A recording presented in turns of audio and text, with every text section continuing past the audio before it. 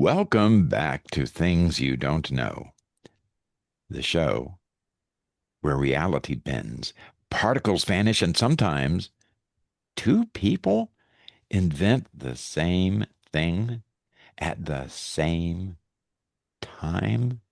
Today, I'm joined by my colleagues, Dr. Sean Deneen and Chandler Foster. Just a little word here. Chandler is an esteemed associate with us, and he is a recent graduate of Emory and Henry University. Congratulations. Thank you, sir. Thank both of you. Yeah, no sweat, man. And they're going to join me in a dive into one of the strangest, most fascinating intersections of science and consciousness, quantum physics, shared human ideas, and the parallel universe hypothesis. From Einstein's spooky action at a distance to Jung's collective unconscious, ladies and gentlemen, we're venturing into a realm where science, psychology, and metaphysics blur, and where thought itself may ripple across time and space. So let's start at the foundation. A particle is the smallest measurable unit of matter or energy. It's where physics gets its footing. You know, but at the quantum level, things get weird. That neat distinction between particle and wave, gone. Light, for instance, behaves like both a stream of particles and a wave. That duality was demonstrated in two of the most famous experiments in science. The double slit experiment, a discovery that fundamentally changed how we understand reality, and Schrödinger's cat. Okay, Schrödinger's cat. What is it? Well, it was a thought experiment proposed in 1935 by the Austrian physicist Erwin Schrödinger. He created it to illustrate how strange and counterintuitive quantum mechanics can be when applied to everyday objects. In this experiment, a cat is sealed inside a closed box with 1. A small amount of radioactive material. 2. A Geiger counter. 3. A hammer. And 4. A vial of poison. If the Geiger counter detects a single decaying atom, it triggers the hammer to break the vial, releasing the poison and killing the cat. According to quantum theory, subatomic particles, like atoms, exist in a superposition of possible states. Let that sink in. A superposition of possible states. In this case, the radioactive atom is both decayed and not decayed at the same time until it's observed. Because the fate of the cat depends on that quantum event, the cat's state becomes entangled with the atom's state. That means if the atom isn't decayed, the cat is alive. If the atom has decayed, the cat is dead. But until someone opens the box and observes what happened, the system is described by a wave function that includes both possibilities simultaneously. Let me say that again. It includes both possibilities simultaneously. So, in quantum terms, the cat is both alive and dead at once. A macroscopic paradox meant to highlight the weirdness of quantum mechanics. Schrodinger's cat wasn't meant to suggest that cats literally exist in two states. It was designed to criticize how quantum theory might be misimplied beyond the atomic scale. But the thought experiment raised deep philosophical and scientific questions. When does quantum superposition end? Does observation create reality? Is there a boundary between the quantum and classical worlds? In the Copenhagen interpretation, observation collapses the wave function, meaning reality chooses only when measured. In the many worlds interpretation, both outcomes occur, but in separate parallel universes, one where the cat lives and one where it dies. Schrödinger's cat is a metaphor for the mystery of measurement in quantum physics. It shows that at the smallest scales, reality isn't fixed. It's a cloud of probabilities that solidifies only when we interact with it. Or as Schrödinger might say, the cat is not the mystery, we are. Back in the 1800s, now we're moving to the double slit experiment. Okay. Go back all the way to the 1800s. Thomas Young set out to determine whether light was made of particles or waves. He passed light through two thin slits and observed the pattern it created on a screen. If light were just particles, we'd expect two bright spots behind each slit. But instead, Jung saw an interference pattern, a signature of waves. So light was behaving like a wave. Case closed. Until the quantum revolution shook everything up.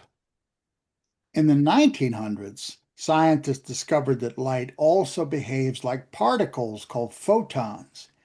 Even matter particles like electrons exhibited wave-like behavior. Naturally, someone asked, what happens if we fire electrons, one at a time, through the same double slits? Well, surprisingly, they still formed an interference pattern, suggesting that each electron interfered with itself as if it went through both slits at once. Bizarre. That's very bizarre. Very. So what happens if we try to observe which slit the electron actually goes through? Here's where things get really kind of spooky. When detectors were placed to watch the slits, the interference pattern vanished. Electrons acted like particles again. The mere act of observation changed the outcome. Before being measured, the electron was in a superposition, both slits at once, but observation collapsed it into a single state. As Einstein asked, do you really believe the moon isn't there when you're not looking at it? At its core, quantum theory tells us particles don't have definite positions until measured. They exist as probabilities described by a wave function. And it's our observation that collapses the wave function into one actual reality. Let me emphasize that. Observation collapses the wave function into one actual reality, at least in this universe. In our universe, yes. Who knows in parallel universes? Several interpretations have tried to explain this too. The Copenhagen interpretation says that measurement causes collapse. But the many worlds interpretation, it says that every possible outcome happens in parallel universes. So when we observe a result, we're simply witnessing one branch of a multiverse, one reality among countless others. You know, Chandler, when we were talking about this, you mentioned that somebody suggested that you weren't a Christian if you believed in parallel universes. And I've got to say that I disagree with that. I do I, too, wholeheartedly. So do I. An omnipotent creator is not bound even by his own scientific laws. Indeed. So, you know, here's where physics meets psychology. What amazes me, Chandler and Dr. Weaver, is that history is full of cases when major discoveries happen simultaneously. Calculus, Newton and Leibniz, evolution, Darwin and Wallace, the telephone, Alexander Graham Bell and Medici, the radio, the same story. Einstein published the theory of relativity just a half an hour before another scientist who hadn't collaborated with him at all and was miles away. That is another bizarre fact. Carl Jung might call this the collective unconscious, a shared mental field where archetypes and ideas arise globally. But what if this field is more than metaphorical? If matter is quantum and entanglement is real, could human minds be entangled too? It looks that way. I'm going to say this very carefully because this next set of facts is very important. Quantum entanglement means two particles share a single state. Let me say that again. Two particles share a single state, even light years apart. Change one, and the other changes instantly. Einstein called it spooky action at a distance, and Bell's theorem later showed that these effects can't be explained by hidden classical signals. If matter is so deeply connected, maybe consciousness built from that matter shares in that connection, non locally, across minds. So, could inspiration and creativity be quantum resonance? Not from within us, but through us? That's awe-inspiring. Modern physics views all particles as vibrations in quantum fields. Every electron or photon is just an excitation in a universal field. And that empty space? It's teeming with quantum foam and fluctuations. No point is truly empty. Which opens the door.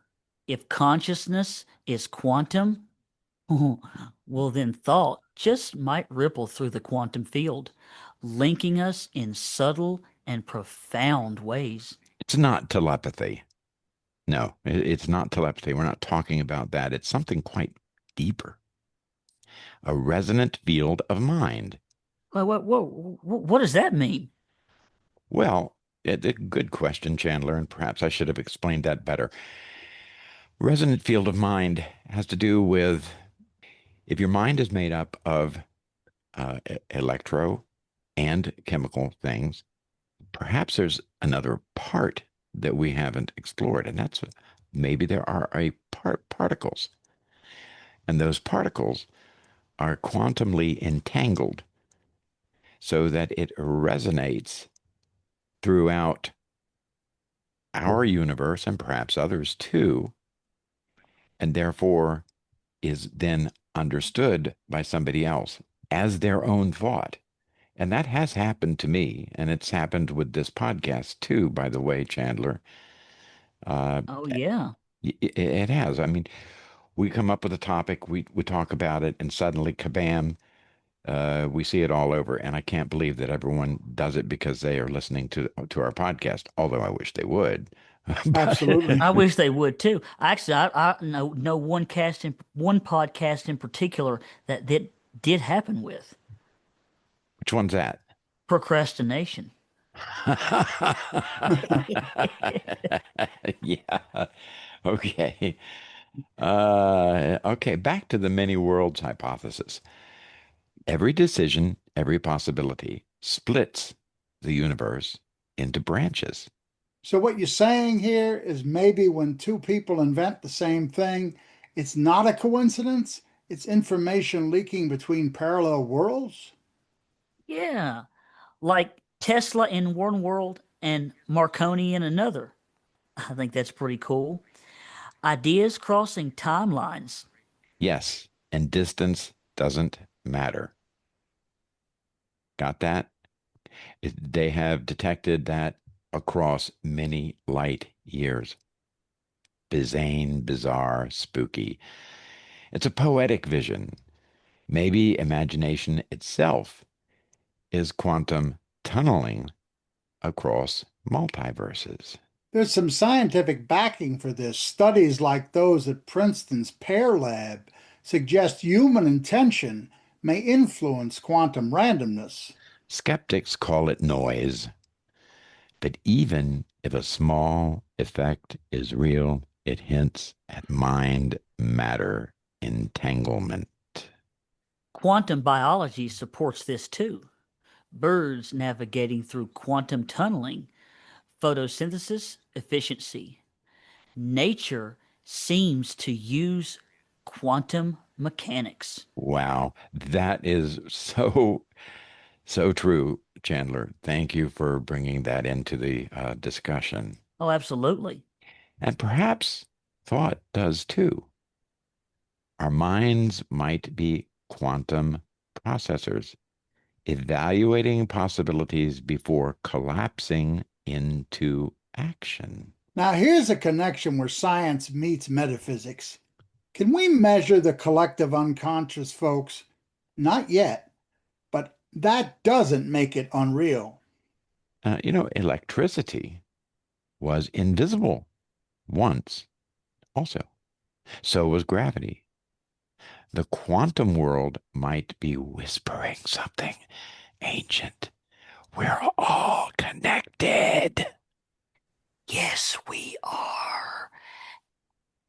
And maybe the collective unconscious is the quantum minefield shared across the multiverse. What do you think? Huh. Yeah, yes.